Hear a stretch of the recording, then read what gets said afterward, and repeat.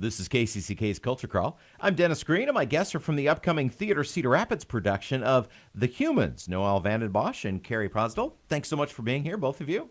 Thank you for having us. So let's see. Let's start with who wants to give me the elevator pitch description of the show to start off with for those who haven't heard about it. Right.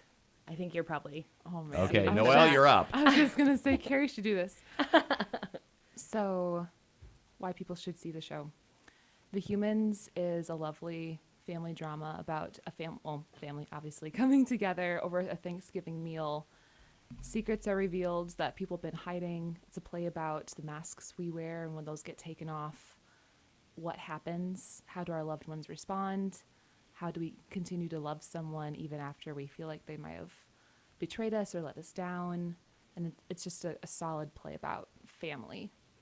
And it's nice, too. I'm going to add on to that. It's nice, too, because it's a more of a modern take on the family drama, like the family dinner drama that was really prolific for a while. And it really touches on not only the personal aspects of family, but also there's a wider conversation to be had about just the current day state of living, economics, and how that affects people and illness, and there's lots of everything there, and it's not just about like, oh, there's this one reveal. There's just so much more around it. So yeah.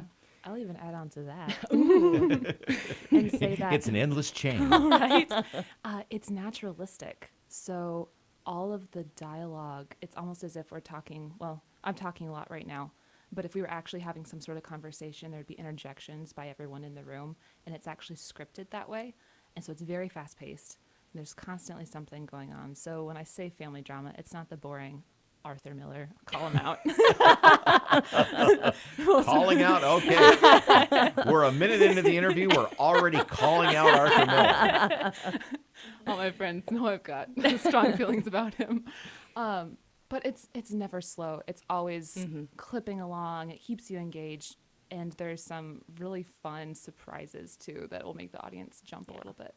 Well, it's funny because the Thanksgiving dinner conversation is the one that everybody uses as the example these days as uncomfortable conversations. Right. Well, what are we going to do when we all get around the Thanksgiving table and we have to deal with the fact that everyone has different political views and different views on today's society and all of that. Right. Absolutely.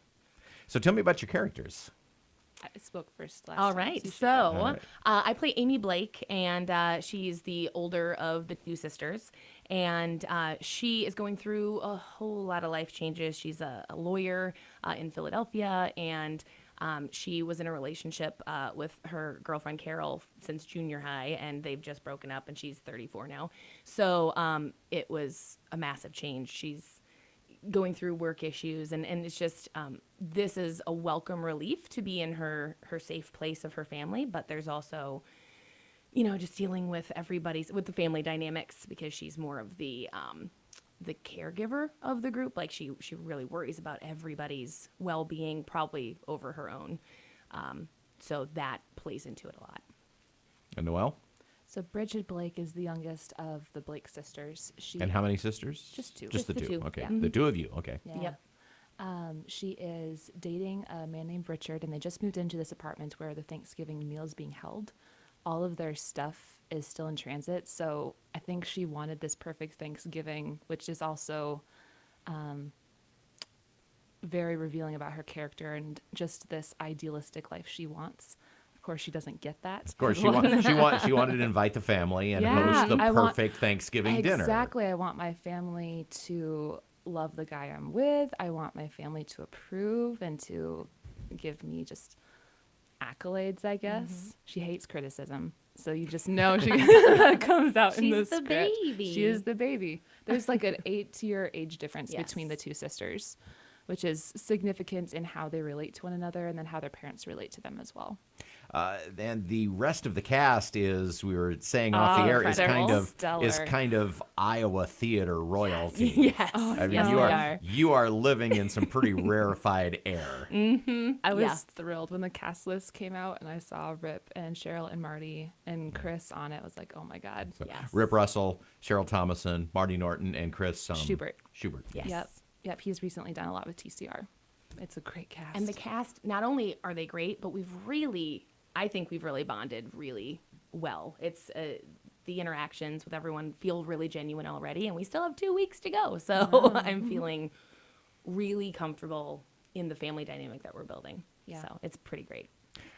The show won Tonys when it first came out, Yes. but missed the big prize. I understand. Yeah, so Hamilton was up for everything that year, and Hamilton just swept the board. So, but most people would say that it would have won the Pulitzer Prize for drama if it hadn't been up against Hamilton. The author did win the Pulitzer Prize for another one of his plays, didn't he? Yes. Or was he just not? Yeah, Sense of the Prophet, I think. I think so.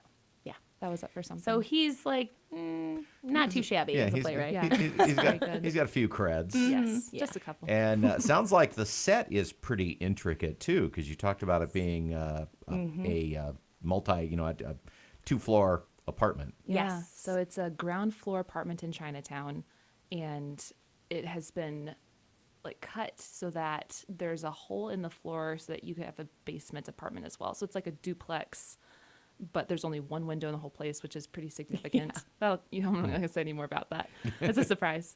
But yeah, it's a huge set. Yes. 2 stories. It's basically looking at a dollhouse, because you even see the inner floor, and everything. So there's gonna be a sink that works. I'm pretty excited about it. It's an impressive set. Running water on stage, Yeah, not something you not- see I know. every day. No, Think of a working kitchen, you think like Crimes of the Heart or something, but not much else. Yeah, it's pretty neat. What has been, as you're more than halfway through the rehearsal process, getting ready to open here pretty soon. Is there anything that is different than you expected, or something that changed from you reading the script and now having gone through the blocking and interacting with the other characters and the director?